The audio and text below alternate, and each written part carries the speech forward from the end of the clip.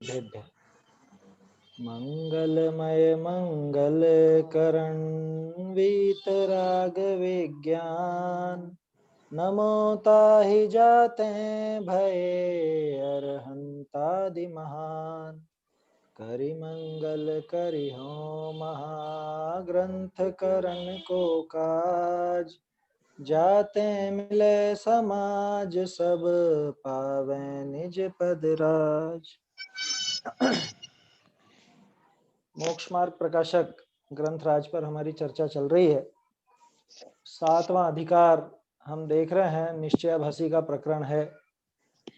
किस तरह से आचार्यों के लिखे ग्रंथों में ही इनके अभिप्राय की विपरीतता से, या समझ लो वो जो आचार्यों की कथन पद्धति है उसको नहीं समझने से, या जान करके अपने प्रमाद के पोषण के लिए उसको विपरीत ग्रहण करने से इसकी ये मिथ्या दृष्टि माने मिथ्या श्रद्धान बना रहता है, विपरीतता बनी रहती है, उसमें सुधार नहीं करता है। कई कारण हैं, जिसमें सबसे प्रमुख कारण तो यही है कि वो अपेक्षाएं भली भांति समझ नहीं पाया, विवक्षाओं को भली भांति ग्रहण नहीं कर पाया, और इसी वजह से जो बात समझ लीजिए द्रव्य स्वभाव के लिए कही गई थी उस बात को पर्याय पर लगाने लग जाता है। जहाँ पे स्वभाव की समानता की बात चलती है वहां पर्याय में समानता बिठाने लग जाता है, या पर्याय में समानता भी, जैसे प्रवचन सार गाथा 80 की हमने बात की थी, पर्याय में भी समानता जिस अपेक्षा से है उस अपेक्षा को नहीं देख करके कुछ अन्य ही तरह की वर्तमान अभिव्यक्ति है ना, पर्याय में वर्तमान अभिव्यक्ति उसको समान समझने लगता है, वहां समानता बिठाने लगता है। तो ऐसे इसका निश्चयाभास बना रहता है। निश्चयाभासी के टोडरमल जी ने यहाँ पर यूं समझ लीजिए कि 4 बिंदु मुख्य रूप से उठाए हैं। शुरुआत जो हमने देखी थी वो तो उसका बेस था, जो पहले दिन हमने चर्चा की थी, पहले दूसरे दिन जो 193 पेज पर निश्चयाभासी मिथ्या दृष्टि के नीचे 2-3 पैराग्राफ हैं, वो तो एक तरह से उसका बेस था कि सिद्धों के समान स्वयं को मानता है। अब वो कैसे मानता है उसके पीछे 4 भावनाएं हैं। 4 भावना में पहली भावना की अपनी चर्चा हो चुकी है, केवल ज्ञान स्वभाव। शास्त्रों में जो केवल ज्ञान को अपना स्वभाव बताया गया है उसे सही तरीके से अप्लाई नहीं करता, उसको आचार्य कहीं और बताना चाहते थे, ये कहीं और मानता है। आचार्य शक्ति बताते हैं, ये उसको पर्याय में मानता है।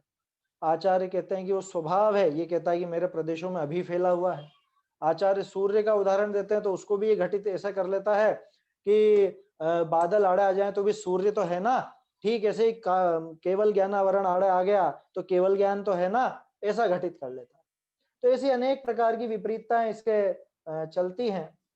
अब आखिर में हमने एक चीज और देखी थी कि इस ये केवल ज्ञान स्वभाव को वर्तमान में केवल ज्ञान रूप मानने से नुकसान क्या होता है कि जैसे पानी का स्वभाव शीतल है मान लिया, लेकिन वर्तमान में तो वो गर्म है, और वर्तमान पर्याय जो उसकी गर्म रूप है उसके बाद भी कि अरे जल का स्वभाव शीतल है, जल का स्वभाव शीतल है, वर्तमान भी शीतल है, ऐसा करके अगर पिएगा तो जलना ही होगा, पिएगा या नहाएगा जो भी करेगा जलेगा ही जलेगा।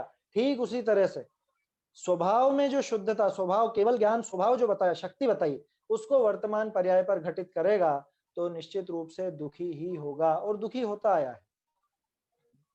खास दिक्कत तो यह है कि जहां सुख का मार्ग मिल जाना चाहिए था वहां आकर के भी दुखी हो रहा है। के निश्चयाभास के कारण ऐसी दुर्गति इस जीव की हो जाती है। जहां से इसका मोक्ष का मार्ग खुलता, जहां से इसको अपने स्वभाव का भान होता, अपने स्वभाव को समझ पाता, वहां आकर के भी ये कोरा रह जाता है और दुखी होता रहता है। ठीक है। अब अगली अगली भावना, जो 4 भावनाओं में से दूसरी भावना, पहले मैं आपको चारों के नाम बता दूं। सबसे पहली तो वर्तमान में ही केवल ज्ञान मानना है ना। दूसरी है वर्तमान में जो चीज है उसको स्वीकार नहीं करना। क्या मतलब? रागादि भाव वर्तमान में पड़े हुए हैं और उसको ये स्वीकार नहीं करता। तो अब जो हमारी चर्चा चलेगी वो इसी की चलेगी, और लगभग 2-2.5 पेज की 3 पेज की चर्चा मानिए। तीसरा भाव है कर्म और नुकर्म का संबंध होते हुए भी वर्तमान में स्वयं को निर्बंध मानता है। और चौथा भाव है कि हमको तो कोई विकल्प नहीं करना। ये चार मुख्य भाव हैं इसके निश्चयाभासी जीव। और टोडरमल जी ने चारों को बिल्कुल सयुक्ति एक एक शब्द लेकर के बहुत बारीकी से खंडन किया है। और ये सिर्फ खंडन मत समझिएगा, ये चीज ऐसी है, ये जो प्रकरण अभी हम देख रहे हैं ये ऐसा है कि अगर इसे हम अच्छे से समझ लें तो जिनागम में, अध्यात्म में जो अपेक्षाएं आती हैं, तरह तरह के कथन आते हैं, वो सब समझ में आ जाएंगे। जैसा अभी जो प्रकरण आने वाला है राग द्वेष आदि का, इसमें वो तर्क जो देगा वो देखिएगा, वो अमृत चंद्राचार्य के कलश उठा करके तर्क देगा, वो सामने वाला व्यक्ति निश्चयभासी। आचार्य देव ने कहा है रागादि नहीं है बिल्कुल भी जीव के स्वभाव में, नहीं बिल्कुल कहा है आचार्य ने, हम कैसे मान ले कि हमारे हैं? ऐसी भावनाएं लेकर के चलता। टोडरमल जी की एक विशेषता और बताना चाहूंगा आपको, यहाँ जो तर्क लेकर के, जिस बात को कह करके टोडरमल जी उस मिथ्या दृष्टि, निश्चयाभासी मिथ्या दृष्टि को पकड़ रहे हैं, स्वयं टोडरमल जी वो तर्क देकर के अन्य अपेक्षा भी समझाएंगे। आपको पहले ही बता दूं, अगर ताकि आपको समय भी मिल जाए, पुरुषार्थ सिद्धि उपाय ग्रंथ अगर आपके पास उपलब्ध हो तो साथ लेकर के बैठिएगा, उसकी भी चर्चा हम करेंगे, है ना। उसका जो 14वां छंद है उसमें ये विवक्षा दी है। माने बहुत बड़ा प्रश्न है, आप सोचिए रागादि भाव जीव के हैं या नहीं, हम उलझ जाते हैं। कोई सामान्य व्यक्ति जब तो अपन अपनी शेखी बगाड़ देते हैं, लेकिन जब वास्तव में तत्व विचार करने वाले जीवों के बीच में बैठ करके चर्चा की जाए, है ना, जैसे अभी अपन सब लोग आपस में चर्चा कर रहे हैं, मैं आपसे पूछता हूँ बताइए रागादि भाव वास्तव में जीव के हैं या नहीं, क्या कहेंगे, हैं या नहीं? अमृत चंद्राचार्य की कलशों में मिल जाएगा, है भी सही, और अमृत चंद्राचार्य के कलशों में ही मिल जाएगा कि नहीं है। क्या करें, कैसे कैसे निकालें ये, कैसे समझें? दोनों विपरीतता है। पूर्वा पर विरोध है क्या आचार्य के कथनों में कि नहीं? पूर्वा पर विरोध आचार्य के कथनों में बिल्कुल नहीं है, बल्कि हमारे समझ का फेर है। हम वो अपेक्षाएं नहीं समझ पाते, हम वो विवक्षाओं को घटित नहीं कर पाते, पता नहीं क्या समझ के वो हर कुछ हर जगह लगा देते हैं। बहुत सुंदर समन्वय इस प्रकरण में टोडरमल जी ने इस बात का किया है। और समन्वय करने के नाम पे समन्वय नहीं है, बल्कि यहाँ क्या अपेक्षा है ये टोडरमल जी समझा रहे हैं। पेज नंबर ये 195, 96, 97, इसको अगर हम अच्छे से समझ लें तो बहुत सी अपेक्षाएं हमारे समझ में आ जाएंगी, जो जिनागम में हम अलग अलग जगह उलझ जाते हैं। विद्वान लोग आपस में माथाफोड़ी करने लगते हैं, अरे देखो ये लिखा रहा है यहाँ पे, ये लिखा हुआ है यहाँ पे, ऐसा लिखा है कि ये नहीं है, जीव के नहीं है, यहाँ लिखा रहा है कि जीव के ही है। तो दो तीन प्रश्न जो अपने दिमाग में रहने चाहिए, है ना, वो मैं पहले आपको बता दूं, वो हम दिमाग में लेकर के और ये प्रकरण पढ़ेंगे तो ये बात समझ में आएगी। पहली बात, राग आदि की सत्ता है या नहीं। दूसरी बात, राग आदि किसके हैं। तीसरी बात, राग आदि का कर्ता कौन है। किसके हैं और कर्ता कौन है में दो अलग अलग बातें हैं, है ना, दो अलग चीजें हैं, किसके हैं और कर्ता कौन है।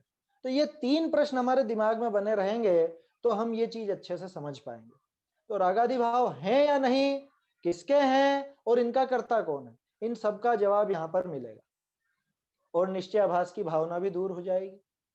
अगर मान लो अध्यात्म पढ़ के मुझे ऐसी खुमारी चढ़ जाए, झूठी खुमारी, है ना, स्वरूप तो देखा नहीं, स्वभाव को देखा नहीं, और कहता हूं नहीं नहीं मेरे तो है ही नहीं, रागादि भाव है ही नहीं, बिल्कुल भी नहीं है रागादि भाव। एक प्रकरण ध्यान आता है मुझे, छठी गाथा है ना, मैं तो प्रमत्त भी नहीं हूं, अप्रमत्त भी नहीं हूं, मतलब रागादि भाव भी नहीं, वीतरागी भाव, वो वीतरागता भी नहीं।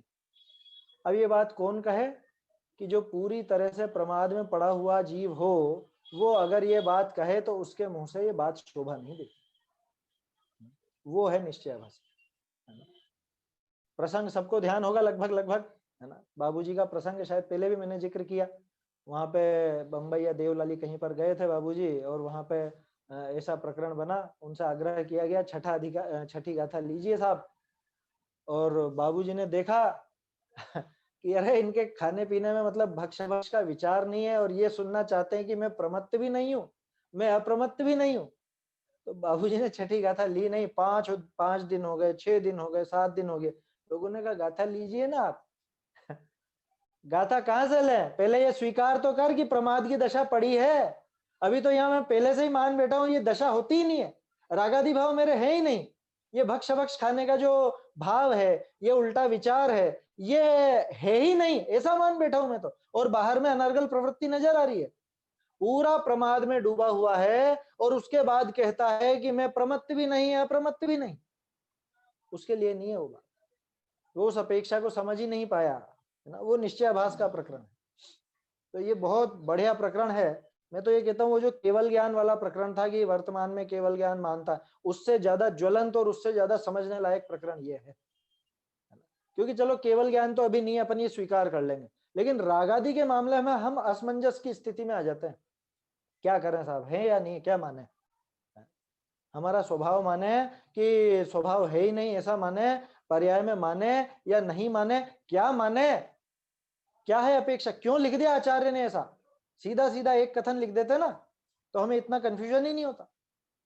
तो आचार्यों का कथन टोडरमल जी ने हमको समझाया कैसा है कैसा नहीं है, इसीलिए टोडरमल जी को आचार्य कल्प कहा जाता है। आचार्यों के कथन स्पष्ट नहीं होते हमें अगर टोडरमल जी का ये अधिकार सामने नहीं होता। चलिए देखते हैं, पेज नंबर 195 आप निकालिए, मैं ढूंढारी से पढ़ता हूं यहाँ पर। बहुरी, रागादिक भाव आपके प्रत्यक्ष होते हैं, भ्रम करी आत्मा को रागादि रहित माने। ये उसकी मान्यता। क्या है मान्यता? रागादिक भाव आपके प्रत्यक्ष होते हैं, साफ साफ दिखाई दे रहा है। अच्छा, मोक्ष प्रकाशक ग्रंथ कैसा है? अच्छा है या बुरा है, कैसा है? यार 100% अच्छा है साहब। ये राग भाव पढ़ा है कि नहीं पढ़ा? चलो ये बात छोड़ो। मिठाई अभी जो बनी होंगी आपके यहाँ, वो मिठाइयाँ कैसी हैं? अच्छी हैं या बुरी हैं? कौन सी मिठाई बनाई? जो पसंद होगी वो बनाई होगी ना, है? कि जो नहीं पसंद वो भी बना दी? तो पसंद है माने वो रागादि साफ साफ नजर आ रहा है ना, वो वस्तु का नाम राग नहीं है, उसके प्रति जो पसंदगी का भाव है, उसको जो अच्छा लगने वाला भाव है, अच्छा लगना, उसका नाम है राग। बुरा लगना, उसका नाम है द्वेष। और ये वर्तमान में साफ साफ नजर आ रहा है या नहीं आ रहा है? साफ दिख रहा है। रागादिक भाव आपके प्रत्यक्ष होते हैं, प्रत्यक्ष होते माने प्रत्यक्ष होने पर भी भ्रम करी आत्मा को रागादि रहित माने। ये निश्चयाभासी ऐसा काम करता है कि वर्तमान में साफ साफ दिखाई दे रहा है कि ये राग द्वेष आदि पड़े हुए हैं, पूरी तरह से राग द्वेष में आकंठ डूबा हुआ है, और उसके बाद भी कहता है कि मैं तो रागादि रहित हूं। हवा में नहीं है उसकी मान्यता, उसके पीछे भी कुछ कारण है।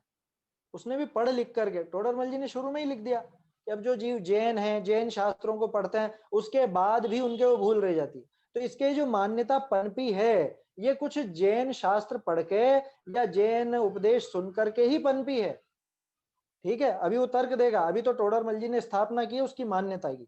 वर्तमान क्या है इसका? कि वर्तमान तो ऐसा है कि रागादि साफ साफ नजर आ रहा है, प्रत्यक्ष है कि ये रागादि रूप हो रहा है, रागादि इसके नजर आ रहे हैं। और मानता क्या है कि मेरे तो रागादि है ही नहीं, मैं तो रागादि से पूरी तरह से रहित हूं। आत्मा को रागादि रहित मानता है, माने अपने को। आत्मा शब्द का अर्थ स्वयं है ना। संस्कृत में जो आत्मन शब्द आता है वो स्वयं के लिए आता है। आत्मा का अर्थ जीव नहीं होता, लेकिन वो तो अपन जीव इसलिए करने लग गए कि आत्मा माने स्वयं, और हम स्वयं कौन है? कि हम जीव हैं, तो आत्मा शब्द का अर्थ हम जीव करने लग गए। कोई दिक्कत नहीं है ना, उसको भी समझे। तो आत्मा को रागादि रहित मानता है। अब टोडरमल जी का जवाब देखिए, उसको पकड़ रहे हैं, अब धीरे धीरे घेरेंगे। सो पूछिए है, अब उससे पूछते हैं कि ये रागादिक तो होते देखिए है, एक किस द्रव्य के अस्तित्व विषय है?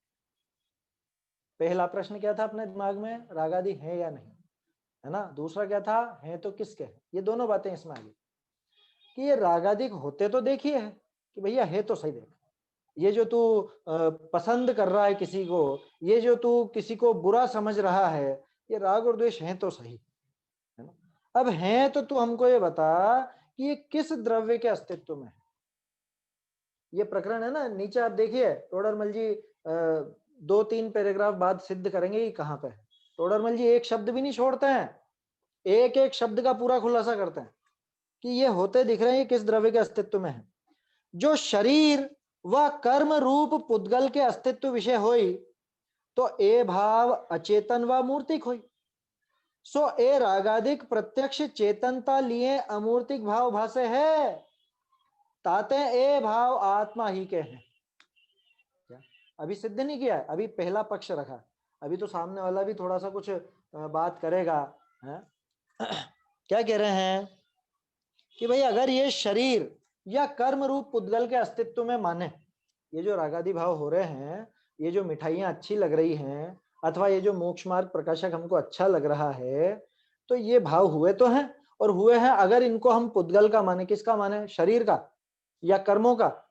अगर कर्म का या शरीर के पुद्गल के इनके अस्तित्व में माने, इनके द्रव्य गुण पर्याय में रहे, इनका ऐसा माने, तो ए भाव अचेतन व मूर्तिक, ये दोनों गुण दिखने चाहिए उसमें।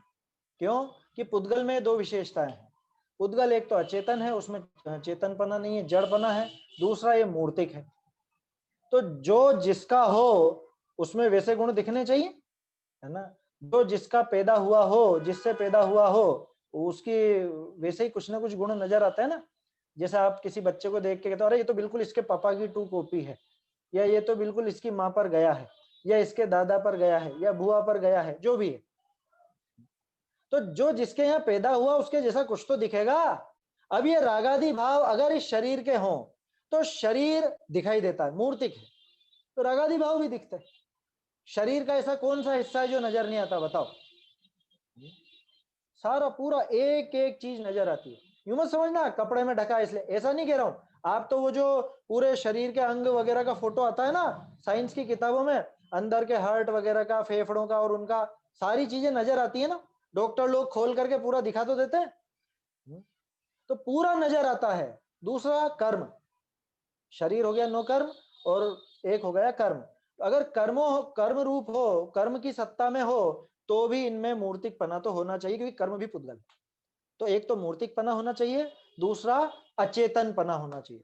टोडरमल जी ने बहुत बड़ा पॉइंट लिया ये अचेतन के करके। क्या रागादि को अचेतन नहीं कह रहे हैं टोडरमल जी, और टोडरमल जी नहीं, अमृत चंद्राचार्य भी नहीं कहते हैं, है ना। पढ़िएगा आप कलश में, अमृत चंद्राचार्य का कलश लेकर के सिद्ध करेंगे टोडरमल जी, ये चेतनमय परिणाम है, इसलिए आत्मा के ही है।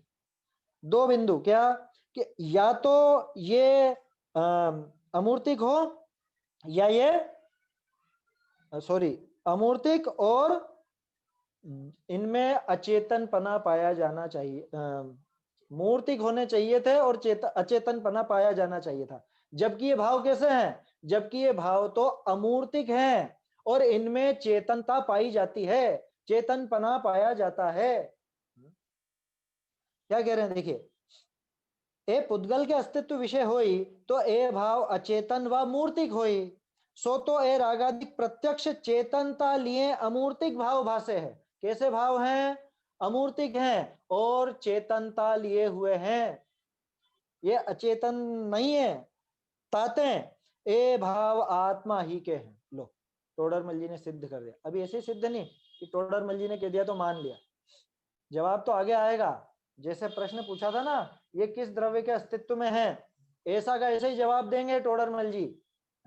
नीचे ही नीचे देखिए, इस प्रकार रागादि भाव जीव के अस्तित्व में है, वहां जाकर सिद्ध करेंगे। अभी सिद्ध नहीं करा है, अभी तो टोडरमल जी ने स्वयं की बात रखी है, इसी के पोषण में आगे बताते हैं। सोई समय सार के कलशा विषय कहा है। क्या यही समय सार जी के कलश में कहा। क्या कह रहे हैं, बहुत सुंदर कलश है। कलश पढ़ता हूं मैं।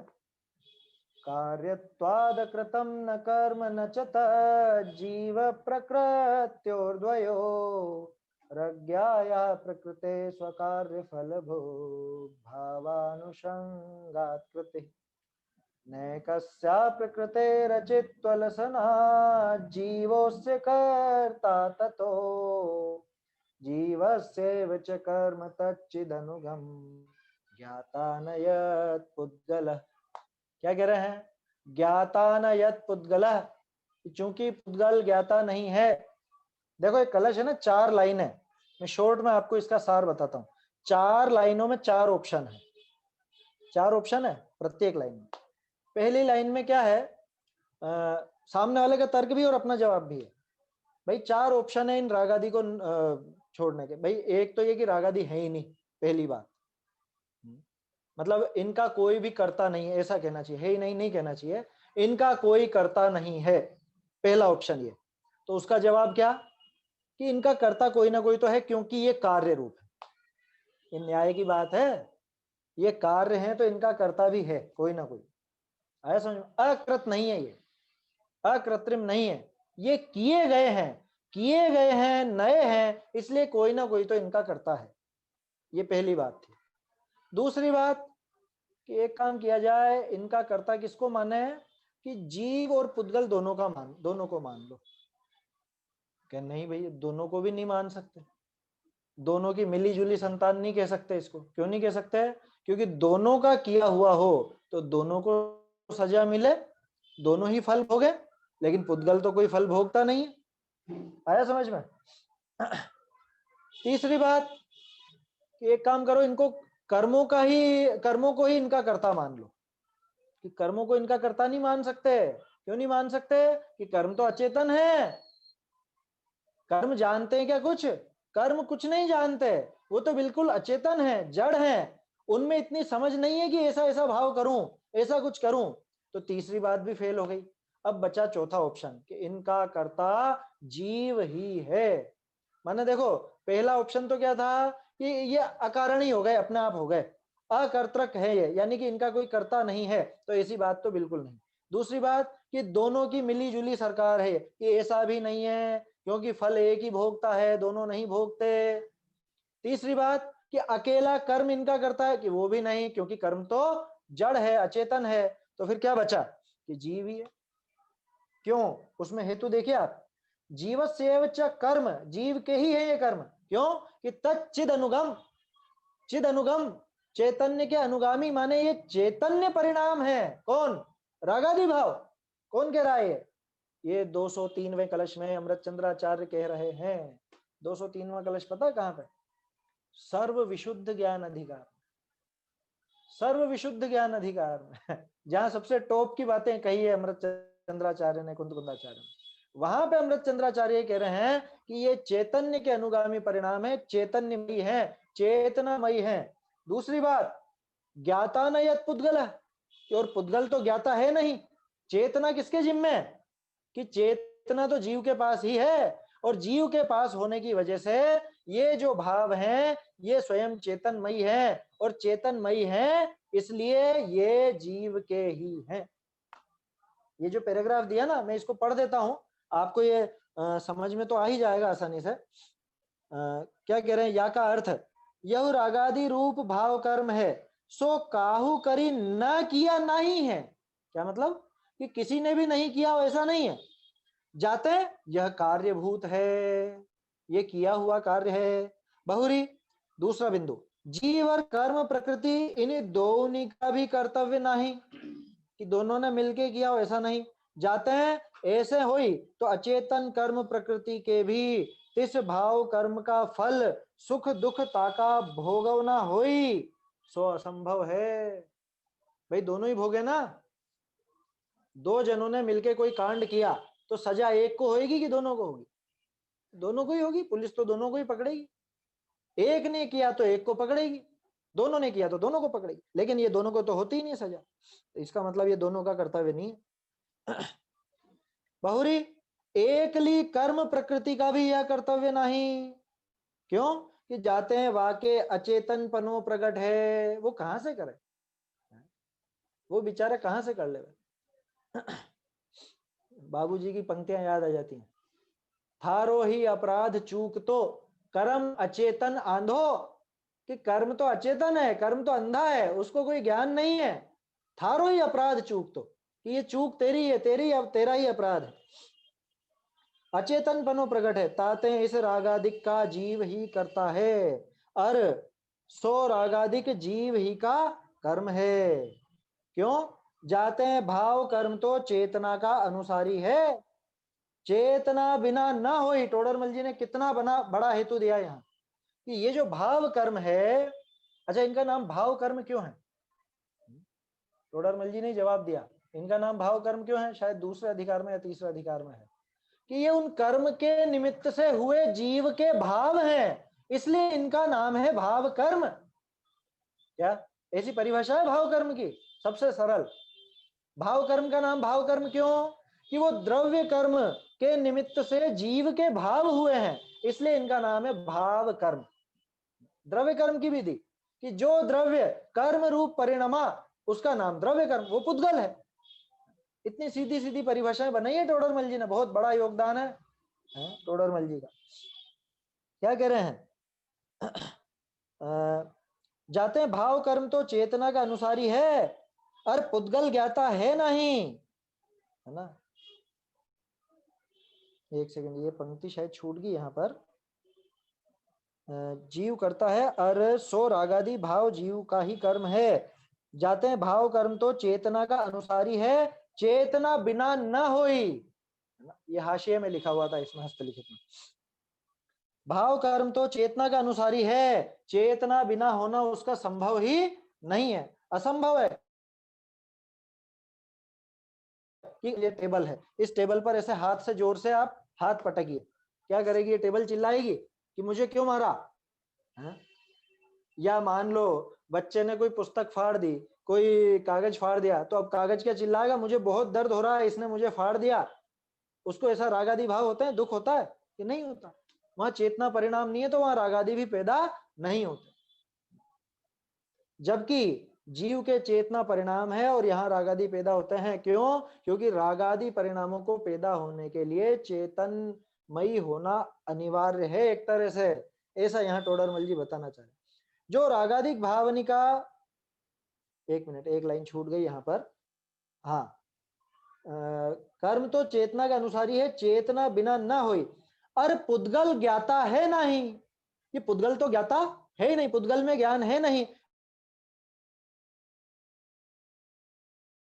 इसलिए सकते ऐसे रागादिक भाव जीव के अस्तित्व विषय हैं। ये आया जवाब। प्रश्न कहाँ किया था? ऊपर, ये किस द्रव्य के अस्तित्व में है? शुरू में किया था ना, दूसरी पंक्ति में इस पैराग्राफ की, ऊपर वाले पैराग्राफ की, वहां पूछा था ये किस द्रव्य के अस्तित्व में है? जवाब यहाँ पे है, इस प्रकार रागादि भाव जीव के अस्तित्व में है। इति सिद्धम, ये न्यायपूर्वक सिद्धि हुई इसकी। क्या रागादि भाव जीव के अस्तित्व में है, पुद्गल के अस्तित्व में नहीं है? क्यों नहीं है? क्योंकि रागादि भावों में अचेतनपना नहीं है, चेतनपना है, जो कि जीव के पास है। दूसरी बात, रागादि भाव मूर्तिक नहीं है, अमूर्तिक है, जो भी जीव का गुण है। तो जीव से ही इसका पूरा का पूरा लिंक बैठता है, पुद्गल से इसका लिंक नहीं बैठता, कर्मों से इसका लिंक नहीं बैठता, ऐसा यहां समझना चाहिए। अब देखो, तो इसने ऐसा क्यों किया? निश्चयाभासी ऐसी मान्यता क्यों करता है? उसका भी जवाब दे रहे हैं। ये टोडरमल जी की साइकोलॉजी देखो यहां पर। अब जो रागादिक भावनिका निमित्त कर्म ही को मानी, आपको रागादिक का अकर्ता माने है, सो कर्ता तो आप, और आपको निरुद्यमी हुई प्रमादी रहना ताते कर्म ही का दोष ठहरावे है, सो यह दुखदायक भ्रम है। टोडरमल जी ने यह भी बता दिया कि इसको ये मान्यता क्यों हुई, कि असल में क्या है, ये इसने गड़बड़ तो कर दी है। अब गड़बड़ कर दी, लेकिन उस गड़बड़ को स्वीकार नहीं करना चाहता, प्रमादी पड़ा रहना चाहता है कि कोई आकर के ये सुधार देवे, ऐसा चाहता है। तो बातें क्या बनाता है? अरे है ही नहीं, है ही नहीं। ध्यान रखिएगा, निश्चयाभासी रागादि भाव है ही नहीं, ये भी कहेगा।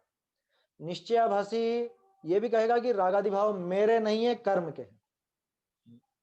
तीसरा, निश्चयाभासी ये भी कहेगा कि रागादि भाव मेरे ही है, मेरा स्वभाव ही है। ऐसा कैसे कहेगा? वो तो व्यवहाराभासी कहेगा कि नहीं, अगले पेज पे टोडरमल जी सिद्ध करेंगे। तो रागादि भाव है ही नहीं, वो तो बात चलेगी नहीं ज्यादा, वो तो बात एक तरह से निराकरण हो गया, क्योंकि है वो तो, है ना। और दिखा भी दिया टोडरमल जी ने, रागादि भाव जीव के अस्तित्व में। हाँ, यहाँ एक चीज और समझ लीजिए, जीव के अस्तित्व में है का क्या मतलब है? द्रव्य में, गुण में, पर्याय में, किसमें? कौन सा द्रव्य लेना? प्रमाण का विषयभूत द्रव्य लेना कि निश्चय न्याय का विषयभूत द्रव्य लेना? कौन सा? द्रव्यार्थिक न्याय का विषयभूत द्रव्य लेना? कौन सा द्रव्य लेना? किसके अस्तित्व में है? अरे ये प्रमाण का विषयभूत जो द्रव्य, जिसको हम कहते हैं द्रव्य गुण पर्यायात्मक वस्तु, वहां है ये, और उसके पर्याय अंश में ये रागादि भाव पाए जाते हैं। उसके पर्याय अंश में ये चीजें है ना। तो रागादि भाव जीव के अस्तित्व में है, एक बात तो ये सिद्ध हो गई। अब बहुत से लोग क्या सोचते हैं कि रागादि को स्वयं का मतलब रागादि का कर्ता पर को ही मानता होगा, ये निश्चयाभासी स्वयं को नहीं मानता होगा। ऐसा नहीं है, ये दोनों मान्यताएं निश्चयाभास में चलती हैं। वो अगले पेज पर आएगा। पहले तो ये समझे हम कि ये क्यों दूसरे पर कर्तृत्व मढ़ता है। पहली भावना तो ये कि मैंने नहीं किया, ये हुए तो है साहब लेकिन मैंने नहीं किया ये अपराध। क्यों नहीं मानता खुद का? परंतु आपको निरुद्यमी होकर प्रमादी रहना है। क्या कितनी अच्छी लगती है बात कि अरे ये प्रमाद तेरा है ही नहीं, तेरे दोष ही नहीं है, तू पूरी तरह से निर्दोष। अरे मजा आ गया साहब, मजा आ गया, मजा आ गया। सारे अपराध करके और उसके बाद कोई ऐसी बात कहता है कि अरे तुझे बंध मोक्ष कुछ भी नहीं है, तुझे पाप अभिशाप नहीं है, तुझे पुण्य वरदान नहीं है, हैं? ऐसी ऐसी पंक्तियां हैं। वो सब अपनी महिमा जगाने के लिए है। लेकिन महिमा जगाना छोड़ो, ये तो यहाँ प्रमादी जीव को ऐसी पंक्तियां मिल जाए ना स्वच्छंदी को, तो वो अपने प्रमाद का, अपनी स्वच्छंदता का पोषण ऐसी मान्यता इस तरह की बातों से कर लेता है। रागादि भावों का निमित्त कर्म ही को मानकर, इस लाइन को समझें थोड़ा सा। रागादि भावों का निमित्त कर्म है या नहीं? है, कर्म है, 100% है। तो उनको मानने में दिक्कत क्या हुई कि नहीं, आगे देखो कि इन कर्मों को मान के अपने को रागादिक का पूरी तरह अकर्ता मान लेता है। आया समझ में?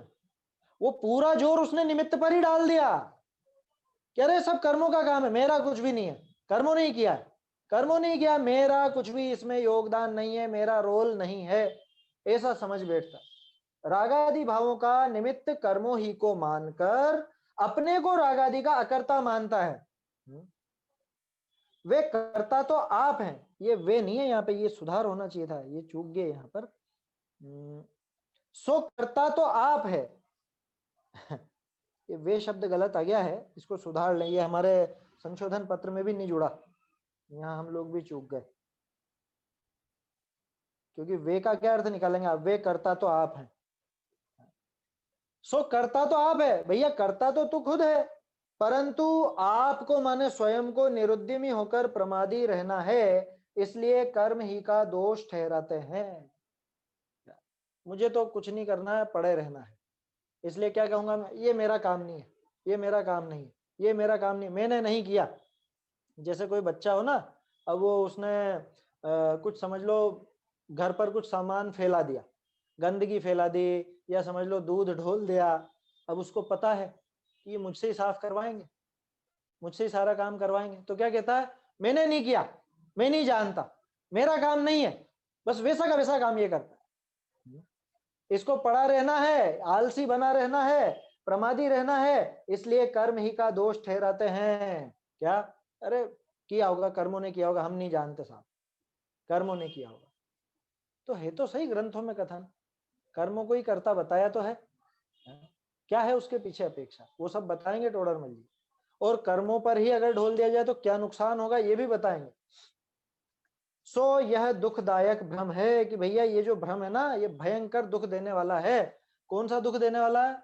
ग्रहित मिथ्यात्व तो है ही सही, और ग्रहित मिथ्यात्व है तो संसार में भटकता रहेगा, और संसार में भटकना यही जीव का सबसे बड़ा दुख है। क्यों? क्योंकि संसार में सारे दुख आ गए, जन्म मरण और इनके बीच की सारी दशाएं, ये सब कहाँ है? ये संसार में ही तो है। संसार में है तो सारे दुख किसकी वजह से उठाने पड़ रहे हैं? मिथ्या मान्यता की वजह से। और ये ऐसी जो मान्यता अपनाई निश्चयाभासी ने, ये इसकी बहुत बड़ी मिथ्या मान्यता है। टोडरमल जी इसीलिए इस पर बहुत ज्यादा प्रहार करते हैं। चलिए आगे देखते हैं। सो यह दुखदायक भ्रम है, सोई समय सार के कलशा विषय है। देखिए एक और कलश है ना, कलश को पूरा नहीं देखेंगे अपन, इसको सार में आपको बता देता हूं। जो नीचे पंक्ति दी है ना, वहीं से आप देख लीजिए कि शुद्ध ज्ञान से रहित अंध बुद्धि है जिनकी, ऐसा होते हुए मोह नदी को पार नहीं उतरते। कौन? कि जो रागादि की उत्पत्ति में परद्रव्य का ही निमित्त मानते हैं। क्या मतलब? निमित्त क्या मानते हैं? उनको ही कर्ता मानते हैं। निमित्त कहे तो दिक्कत नहीं, लेकिन निमित्त मानना मतलब यहाँ पे कर्ता मान लिया उसको, कि किसने किया? कि कर्मों ने, कर्मों ने किया साहब। लिखा ना, उत्तरंती नहीं मोह वाहिनी शुद्ध बोध विदुरांध बुद्धि। कि ऐसे शुद्ध ज्ञान से रहित अंधबुद्धि है जिनकी ऐसे होते हुए मोह नदी के पार नहीं उतरते हैं। इस मोह रूपी नदी को पार नहीं कर पाते, माने इसी में डूबे रहते हैं, संसार में पड़े रहते हैं, दुखी होते रहते हैं। और क्या कह रहे हैं आगे, समय सार के सर्व विशुद्ध ज्ञान अधिकार में जो आत्मा को अकर्ता मानता और ये कहता है कि कर्म ही जगाते सुलाते हैं, कर्म ही मारते हैं, कर्म ही जिलाते हैं, माने कुल मिला के सारा का सारा काम किसका, कि कर्मों का। जो किया कर्मों ने किया, हमने कुछ भी नहीं किया। करते हैं ना लोग बाग, कैसी बातें करते हैं, आपने सुना होगा कई बार, अरे साहब क्या करें, हमारे कर्म ही ऐसे हैं, हमारे कर्मों का उदय ही ऐसा है। बातें बनाते, बातें असल में। जैसे मान लो कोई ऐसा परिवारजन मिल जाए, कोई ऐसा रिश्तेदार मिल जाए, क्या क्या करें साहब, ऐसे ही कर्म का उदय है, कि तू बहाना बना रहा है। वो कर्म बुलाए किसने थे, हैं? कर्मों को न्योता किसने दिया था? जो ये कहता है ना कि अरे हमारे तो कर्म ऐसे ही है, ऐसे ही कर्म का उदय है, जो बहाने मारता है, उससे साफ साफ पूछिए कर्मों को लाया कौन? ये कर्मों को बुलाया किसने? तू ही तो था रो ही अपराध चूक तो कर्म अचेतन आंधो, कर्मा पे तू दोष लगावे बेशरम ढीठड़ो ढांडो। बाबूजी की पंक्तियां हैं, गुरुदेव धोखो दे गया रे भाया रामलाल, वो वाली कविता में है ये। तो क्या कह रहे हैं, वो कर्म ही जगाते हैं, कर्म ही सुलाते हैं, परघात कर्म से हिंसा, हमने हिंसा नहीं करी साहब। परघात कर्म का उदय है तो क्या करें, वो परघात होता है। वेद कर्म से अब्रह्म है इसलिए कर्म ही करता है, मेरी गलती नहीं है, मैं गुस्सा नहीं करता हूं कि क्रोध का उदय आया ना तो गुस्सा आया। टोडरमल जी साहब ने समझाया कि क्रोध का उदय आने पर इसके ऐसे ऐसे परिणाम होते हैं, आत्मघात तक कर लेता, लिखा तो है दूसरा अधिकार तीसरा अधिकार में, दोनों जगह पे बताया है कि क्या क्या दशाएं होती हैं जब इसके क्रोध का उदय होता है तब क्या करता है, मान का उदय होता है तब क्या करता है, माया का उदय होता है तब क्या करता है? प्रत्येक समझा ना, हर एक में पूरी डिटेल दी है टोडरमल जी। तो आप ही ने तो बताया था साहब, अरे वहां पे निमित्त रूप से कथन था। और अभी आगे और क्लियर करेंगे कि जहां पे कर्मों को उनका कर्ता कहा, वहां क्या अभिप्राय लेना, उसका क्या आशय समझना, और जहां पे जीव को ही कर्ता बताया वहां क्या अभिप्राय लेना है, जहां स्वयं के बताया वहां क्या अभिप्राय लेना, और जहां स्वयं के नहीं है ऐसा बताया वहां क्या अभिप्राय लेना, क्योंकि सारे ही कथन जिनागम के हैं। और इसकी जो मिथ्या मान्यता बनी है ये जिनागम को पढ़ने के बाद ही बनी है, हालांकि इसने गलत समझा इसलिए बनी। तो क्या कह रहे हैं कि वो वेद कर्म कर्म से अब्रह्म है इसलिए कर्म ही करता है, उस जैनी को सांख्यमति कहा। किसने किसने कहा? अमृत चंद्राचार्य ने वहां सर्व विशुद्ध ज्ञान अधिकार में बताया कि वह सांख्यमति है। कुंद कुंदाचार्य ने कहा। गजब की बात है, आश्चर्य होता है, कुछ लोग अमृत चंद्राचार्य को सांख्यमति कहते थे।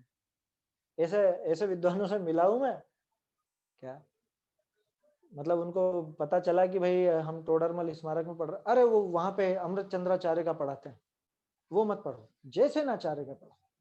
अमृत चंद्र, मैंने कि उसमें क्या दिक्कत है साहब, कि वो सांख्यमति थे। अमृत चंद्राचार्य सांख्यमति, जो खुद कह रहे हैं, जो समझा रहे हैं कि कैसा जीव सांख्यमति होता है, कैसी मान्यता से आपके सांख्यमत प्रवेश पाता है आपके दिमाग में, वो खुद सांख्यमति है? कैसी विडंबना है, कैसी विचित्रता है। और जो बात अमृत चंद्राचार्य ने कही, जयसेनाचार्य ने क्या उससे अलग हट करके कह दी क्या? तो जैसे बहुत सी बातें हैं ना, शुद्ध आत्मा के अनुभव की बात है, चौथे गुण स्थान में होता है कि नहीं होता है, आत्मा का अनुभव होता है या नहीं, ऐसी बातें ज्यादातर अमृत चंद्राचार्य की बातें कोट की जाती है। मैं आपको जय सेनाचार्य की पंक्तियां दिखा सकता हूँ, जय सेनाचार्य की पंक्तियां हमने दोनों नोट की हैं, अमृत चंद्राचार्य की भी और जय सेनाचार्य की भी। तो वहां देखिए आप कहाँ है अंतर।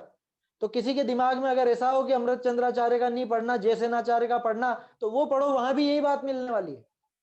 और जय सेनाचार्य का नहीं पढ़ना, अमृत चंद्राचार्य का पढ़ना, तो ऐसा कुछ नहीं है, दोनों आचार्य बिल्कुल सही मार्ग पर ही थे। और फिर हम कौन होते हैं ये कहने वाले कि वो सही मार्ग पे थे, गलत मार्ग पे थे?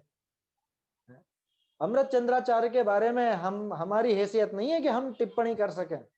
अरे अपनी हैसियत तो टोडरमल जी के ऊपर टिप्पणी करने की नहीं है, अमृत चंद्राचार्य तो आचार्य थे। मतलब दुख होता है सुनकर के कुछ लोग जो कहते हैं कि कि अमृत चंद्राचार्य काष्ठा संगी थे या सांख्य मती थे या उनका पढ़ने लायक नहीं है, ऐसी ऐसी बातें प्रचलन में लाई जाती हैं। क्यों लाई जाती है वो भी बता देता हूं आपको।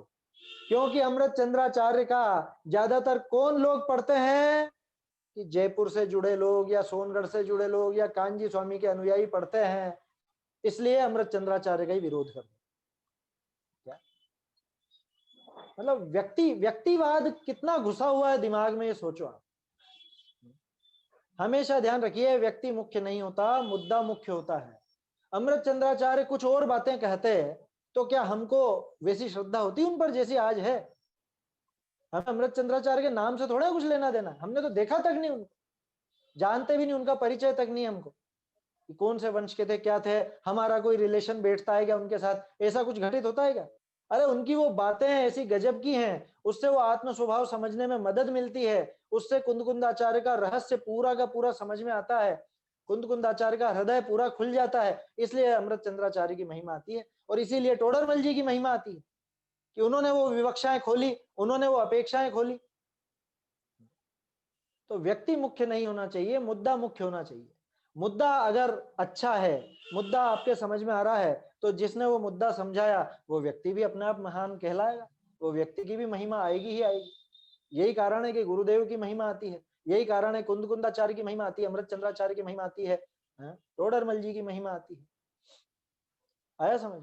खैर वो तो आगे की बातें हैं, वो बात तो इसलिए आ गई क्योंकि अमृत चंद्राचार्य ने लिखा ना, उस जैनी को सांख्यमती कहा। किसको? कि जो सारा का सारा दोष कर्मों पे डाल देता है और स्वयं को शुद्ध अनुभवता है। अनुभवता है का अर्थ मानता है ना। अनुभव हुआ नहीं है उसको, लेकिन कहीं पर ऐसा लिखे ना कि वो शुद्ध अनुभव करता है, जैसे पहले ही पेज पे लिखा हुआ था, स्वयं को सिद्ध समान शुद्ध अनुभवते हैं, था ना। आत्मा का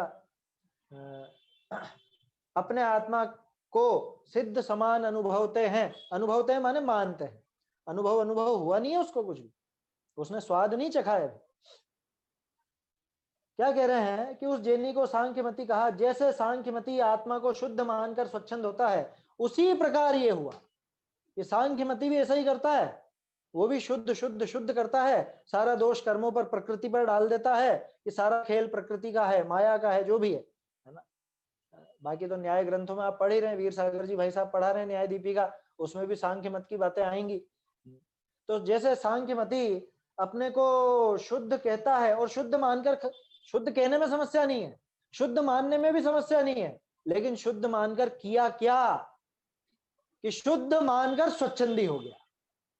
शुद्ध मानकर अगर शुद्धता का अनुभव करे तब तो बहुत अच्छी बात है, ये तो आचार्य चाहते ही थे, यही तो समझा रहे थे। लेकिन ये शुद्ध मानकर शुद्धता का अनुभव नहीं करता, शुद्ध मानकर स्वच्छंदी हो जाता है।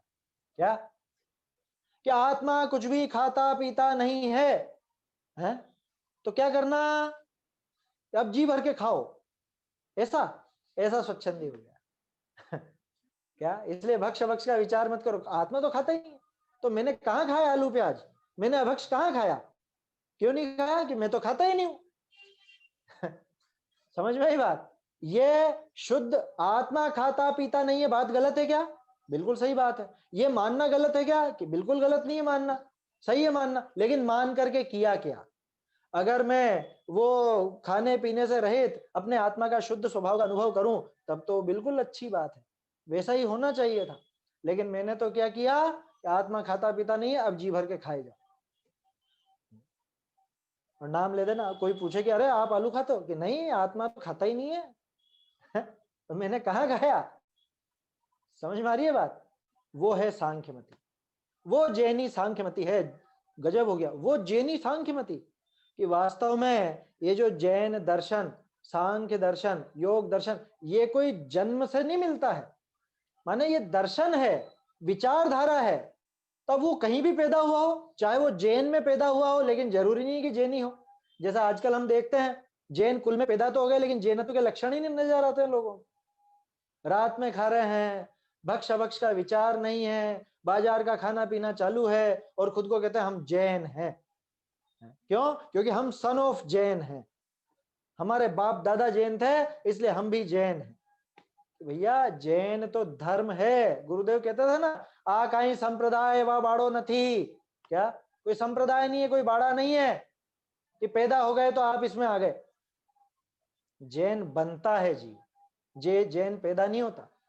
जैसे वो भगवान वाले पाठ में है ना, मेरे ख्याल से महावीर स्वामी वाला पाठ है या आदिनाथ जी का किसका पाठ है, बाल बोध पाठमाला में, उसमें है कि इनका जन्म कब हुआ था, तो क्या जवाब दिया कि भगवान जन्मते नहीं बनते हैं। शायद महावीर भगवान वाले पाठ में, ये भाग दो, कि भगवान जन्मते नहीं बनते हैं। ऐसे ही जैन जन्मता नहीं बनता है।